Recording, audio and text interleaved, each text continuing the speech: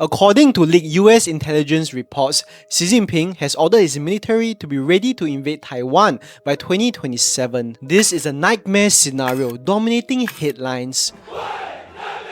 But how likely is a full-on invasion to actually happen? Well, Chinese leaders believe the island is a sacred part of China and they've come up with multiple ways to take it back. I'll go through these different strategies, including ones already happening right now, and review which is the most likely scenario. When most people think about China taking Taiwan, they imagine thousands of Chinese troops storming Taiwan's beaches.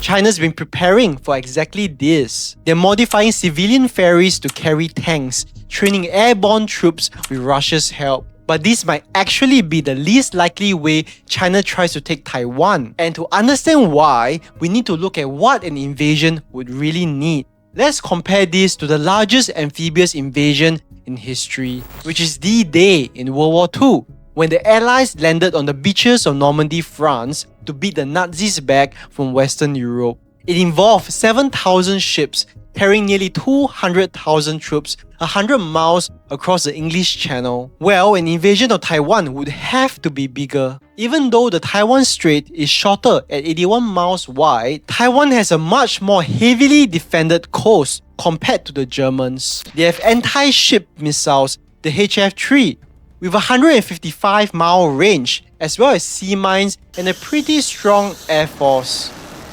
That means every incoming Chinese ship would be sitting ducks for hours as they sail towards Taiwan. Then there are the beaches themselves. Taiwan's main island coastline is about 770 miles long. That might sound like a lot of places to land, but the reality is only 14 beaches are actually suitable for amphibious landings. The rest of the coastline either has steep cliffs, especially on the eastern side, rocky shores, or areas where the terrain is quite isolated. And even those beaches have problems. The water around Taiwan's western coast is shallow, which means Chinese ships can't really get close to shore. They'll have to anchor far out and slowly ferry soldiers and equipment to the beaches, all while under fire. Now, landing on the beach is just a first step. You then need space to set up your forces before pushing inland. But after those beaches, either miles of rice paddies where you can't really set up heavy equipment, or dense cities will be fighting house to house. Also, Taiwan has had decades to plan their defenses. There will be mines everywhere, missile launchers hidden in the mountains amongst many other traps. But let's say China somehow gets troops ashore and starts pushing inland. Now comes the urban warfare. Taiwanese cities are incredibly dense. In Taipei, it's more than 11,000 people per square kilometer. That's about as dense as New York City. High-rise apartments packed together, shops on every corner, even in narrow alleyways. The fighting there would be absolutely brutal. It's gonna be house-to-house combat, and the number of civilian deaths would be crazy. Can you imagine the optics here? Chinese soldiers sent to die, not fighting a foreign enemy but killing other Chinese people. Because here's the thing, China doesn't frame Taiwan as an enemy nation. The official line is that Taiwan is a sacred part of China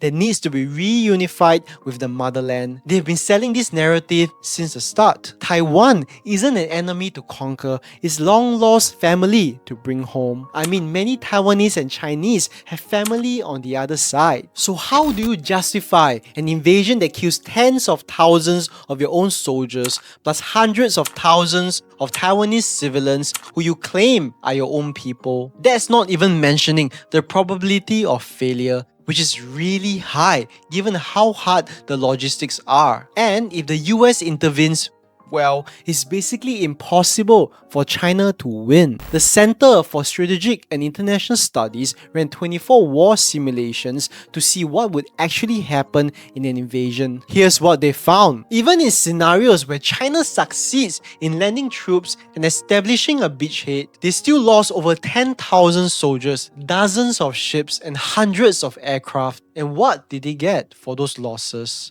At best, their troops will be stuck on the beaches and advance maybe like 12 miles in 2 weeks. Then, eventually, they will run out of supplies because most of their transport ships crossing the ocean from China will be sunk by US or Taiwanese aircraft and missiles. All the simulations ended at the same point. Chinese forces faced a stalemate, unable to complete the invasion and facing a brutal choice: accept defeat and withdraw, which makes Xi Jinping look weak and threatens Communist Party rule, or turn to nuclear weapons to break the stalemate, which risks World War III. Nobody wants that, especially China. And there's another huge cost to an invasion we haven't really talked about: the economic damage. Despite the tensions between the two sides, the economies of China and Taiwan are deeply linked together. In 2024, trade between them reached $293 billion.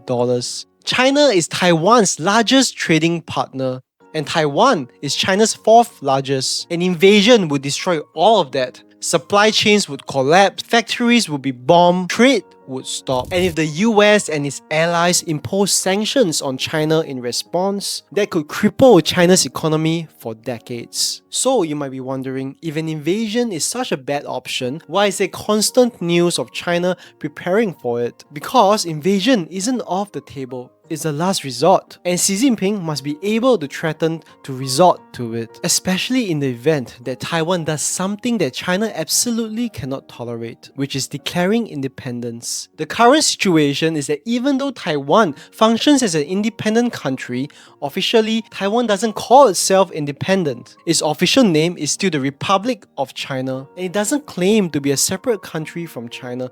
It just disagrees about who should rule China. This ambiguity is a status quo and is what keeps the peace for now. Beijing tolerates this arrangement because Taiwan isn't formally breaking away. Taiwan maintains it because formally declaring independence would risk a Chinese invasion, and China has to be prepared for the scenario. But outside of that, the potential costs and the chances of failure are both too high. That's why invasion is the least likely of China's options to take Taiwan. So, what's more likely? Well, Beijing has been studying this problem for decades. That brings us to the second way China could try to take Taiwan. The famous Chinese strategist Sun Tzu once said, "The supreme art of war is to subdue the enemy without fighting." And for decades, Beijing has been executing a strategy that hopes to do exactly that. Make Taiwan want reunification, or at least not resist it, without firing a single shot. How? Through winning Taiwanese hearts and minds, or forcing them to adopt more pro-China attitudes. There are many tactics China is using, so I'm going to explain the three main ones. The first is targeting Taiwan's political and business elites. Here's the thing, the current Taiwanese president, Lai Ching-te, is from the Democratic Progressive Party, or DPP, which is seen as more of the pro-independence party. However, the biggest party in Taiwan's parliament is actually the Kuomintang, or KMT, holding 54 out of 113 seats. The KMT has long been the party pushing for closer relations with China. Former President Ma Ying-jeou from the KMT even said he supports peaceful unification. China has been cultivating relationships with KMT politicians for many years, and business leaders too. For example, Terry Gou, the billionaire founder of Foxconn, which actually manufactures most of the world's iPhones. He employs hundreds of thousands of workers in massive factories in, here's a catch, China. Well, Terry actually ran for Taiwan's presidency in the 2023 elections under the KMT, and he supported eventual peaceful reunification. This is what happens when your fortune depends on China. You start being friendlier to Beijing, and China's making it even more attractive to cooperate. For example, take the Fujian demonstration zone launched in 2023. Basically, Taiwanese living in China's Fujian province get special treatment, easier property purchases, access to social services, integration into China's welfare system. The goal? Create a class of Taiwanese business and political elites as well as supporters who need China economically, who will influence their government to not anger Beijing. But it's not just the elites, they're going after the next generation too. The Chinese app TikTok has 5.65 million users in Taiwan. 44% of primary school students use it. nearly 60% of junior high schoolers, and is working in 3 ways. First, is pushing these teenagers to be more open to mainland Chinese culture. For instance, dance trends with traditional Chinese tunes go viral in Taiwan. Chinese slang enters their vocabulary. Second, the algorithm serves up content making China's political system look positive, like street interviews where Taiwanese compare the Chinese political system with the weaknesses of Taiwan's own. Third, they show everyday Chinese life in a more appealing way, like videos of farmers and workers living a good life, making viewers think life there looks pretty good. And they seem like nice people. Why should I oppose them? The effects? Researchers have found that young people in Taiwan are becoming less politically engaged and less willing to defend Taiwan against China. Beyond TikTok, China runs massive disinformation campaigns. They fake political scandals, they hack websites, spam pro-China content all over social media, all designed to sow chaos, undermine trust in Taiwan's government, and make Taiwan look weak. The third method is building personal and cultural connections. In 2024, over 4 million people traveled from Taiwan to China, a 54.3% increase from the previous year. China hosts massive events on fostering good relations between the two, like the Straits Forum, which drew 7,000 Taiwanese participants in 2025. They offer Taiwanese youths internships in China, startup grants, business opportunities. Taiwan's massive entertainment industry also feels the pressure. If you are a singer who wants access to the massive Chinese market, well, don't criticize China, or else. The Taiwanese K-pop singer Zhou Ziyi waved Taiwan's flag on South Korean TV in 2015. Because of that, she was boycotted in China and was forced to apologize on camera. So what's the goal of all of this? China's betting that if they apply enough pressure, economic carrots, cultural influence, political elites, eventually, Taiwanese society will just accept reunification. Maybe through a referendum, maybe through negotiation. Now, this long soft way is China's preferred strategy. It's the lowest cost. No war, no sanctions, but it's not working. The Zhou Ziyu incident is estimated that it pushed 10% of voters towards a pro-independence DPP as they were enraged at China's actions. And if we look at the polling data on what Taiwanese people actually want, less than 10% support any form of unification, whether immediate or eventual. And over 80% want to maintain the status quo in some form. The rest want Taiwan to declare formal independence. And one event killed this strategy more than anything else: Hong Kong. Beijing promised Hong Kong one country, two systems to allow them autonomy, freedom, democracy. Then in 2019, massive protests erupted over an extradition law to mainland China. Beijing responded with a crackdown. In 2020, they imposed a national security law that essentially ended Hong Kong's autonomy. Pro-democracy activists were arrested.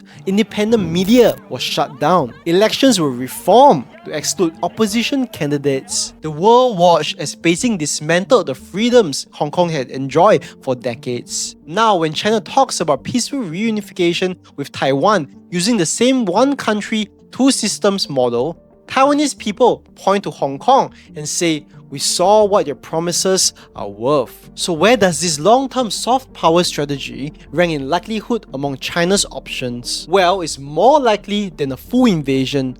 It's already ongoing, but it's failing and it's too slow. There's no guarantee that Taiwanese society will ever accept peaceful reunification under China's terms. Here's the thing though, China has time. Xi Jinping doesn't need to take Taiwan tomorrow. Invasion might be too costly and risky.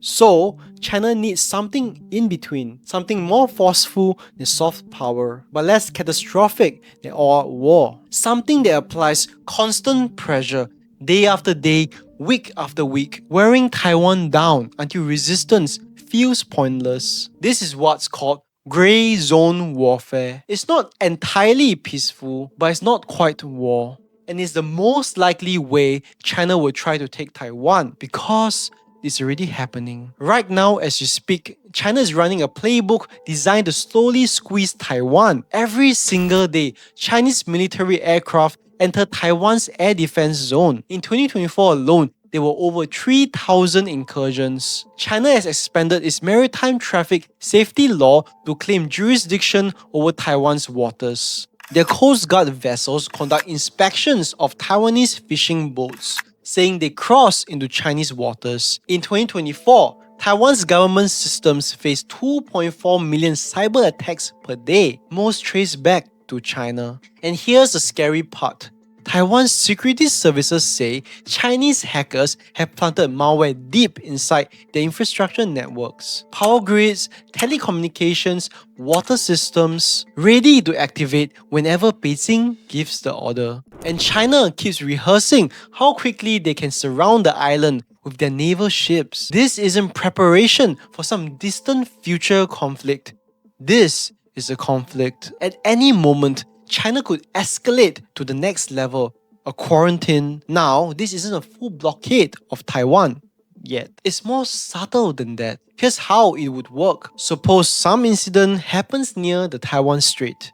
Maybe a collision between ships, maybe an aircraft accident, anything, whether real or staged, that's blown out of proportion. China can then use that as justification to establish a quarantine zone around Taiwan. And here's the key detail. They use the Coast Guard to enforce it, not the Navy, the Coast Guard. Why does that matter? Because Coast Guard operations can be framed as law enforcement, not military action. China could claim they're just ensuring maritime safety or conducting routine inspections. Under this quarantine, China starts boarding ships heading to Taiwan, inspecting the cargo, checking documents, forcing some ships to reroute through mainland Chinese ports first. Some ships might get through, but enough are delayed, turned away, or intimidated that shipping companies avoid Taiwan altogether. And Taiwan starts to feel the squeeze. Remember, the island imports 70% of its food and 97% of its energy. Oil imports slow down, factories reduce production, unemployment starts to go up. Prices rise as grocery stores start seeing delays in shipments. Uncertainty grows in Taiwanese society. China is slowly strangling Taiwan in this scenario, and they can tighten the grip or loosen it at any time. Want to negotiate? Okay, we ease the pressure. Don't comply? We tighten the quarantine. This quarantine sends a message. Look at how powerless you are without us. And it forces Taiwan to ask a question. Is independence worth this? This strategy puts the US in a difficult position. Is a Coast Guard quarantine an act of war? China isn't firing missiles. They're not landing troops. Does this justify American military intervention? Sending the US Navy to break through Chinese Coast Guard vessels? That's a much harder decision than if Chinese tanks were storming Taiwanese beaches. And while Washington debates what counts as crossing the line, Taiwan's economy bleeds. Beijing is patient.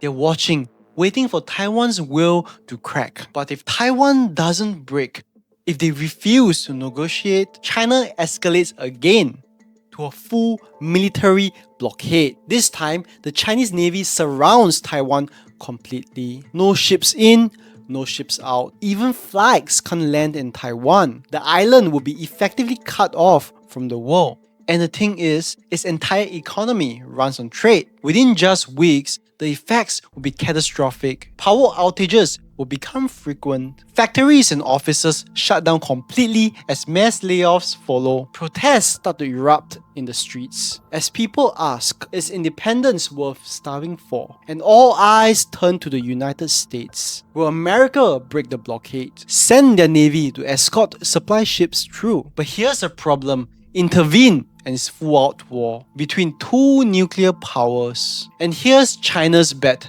What if America is already stretched thin? Maybe more wars in the Middle East or the Ukraine war escalates. Would the American public support another war, this time against China? It's a gamble. But Beijing is betting that America, tired of war, will hesitate. They don't want to risk World War III. And every day the US delays, Taiwan and its people get weaker. They might start to think independence isn't worth starving for. This is exactly what China is hoping for. Not a military defeat and destruction of the island, but social collapse from within. According to analysts at the Center for Strategic and International Studies, who have done simulations of this scenario, Taiwan could technically hold out for 3 months with strict rationing. But in society, that's a different question. As weeks turn into months, protests might get more and more intense, asking its government to end this crisis. And that's when China wins. Taiwan's leaders, facing a society on the brink of collapse, come to the negotiating table. Maybe they accept an arrangement where Chinese troops are stationed on the island. Maybe Beijing controls Taiwan's foreign policy while the island continues to govern domestic affairs. What matters is this: Taiwan stops resisting. Taiwan accepts the reunification in some form is inevitable, and once Taiwan agrees to negotiate under those terms, Beijing has already won without firing a shot. So why is this approach, quarantine, escalating the blockade, China's most likely path? 3 reasons. 1. It's more effective than soft power, immediate pressure instead of waiting decades. 2. It's less risky than invasion, no massive casualties, and even if it fails, it isn't the end of the world. 3. It's sustainable. China can maintain this squeeze as long as they want, and experts agree. In a 2024 survey, over 75% of defense analysts from both Taiwan and the US say the blockade is likely in the next 5 years. Here's the reality: China is preparing for invasion, but only if Taiwan crosses the red line and declares independence. Short of that, this slow squeeze strategy is designed to break Taiwan's will to resist. Whether it works or not depends on the United States. If you want to learn how China is distracting America from Taiwan but supporting other wars around the world, watch this video right here.